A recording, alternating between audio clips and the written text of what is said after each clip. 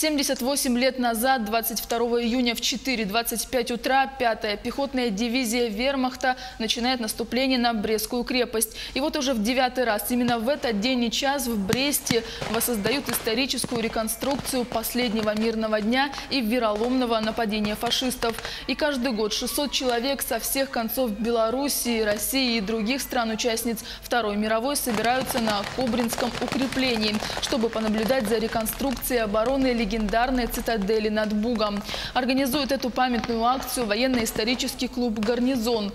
Подготовка к реконструкции занимает несколько месяцев. Участники сами приводят в порядок свою амуницию, разыскивают и приобретают раритетные аксессуары, чтобы их образ полностью соответствовал 40-м годам 20 века. Все ради того, чтобы примерно за час, что длится реконструкция, показать героизм советских людей, их мужество, силу и одновременно мощь врага. Ну, Брест для меня святое, потому что, вы сами понимаете, начало войны. Вот, мы все приехали позавчера. Ну, кто вчера, кто позавчера. Вчера у нас прямо под ливнем тут была репетиция. Вы знаете, я сам человек военный, я капитан ПВО Вооруженных сил Советского Союза еще, да. Каждый раз, вот когда я тут убитый лежу, вот, немножко в этом году изменили сценарий, у нас в конце обычно звучит реквием. Сжимается что-то в груди и слезы. Вчера слезы. Первый раз играю немца.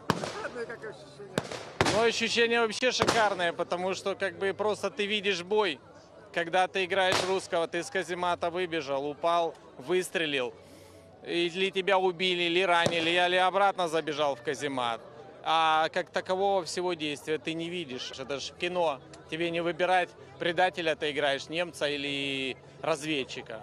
Поэтому тут выполняешь приказ, кого сказали, того и играешь. Впервые посетили сегодня это мероприятие, были очень сильно удивлены масштабностью, количеством зрителей, спецэффектами. Вообще все очень замечательно. То есть, какое количество большое людей задействовано в этой реконструкции. И как они все это искренне, люди входят в роль, и все это искренне воплощают в себя и играют.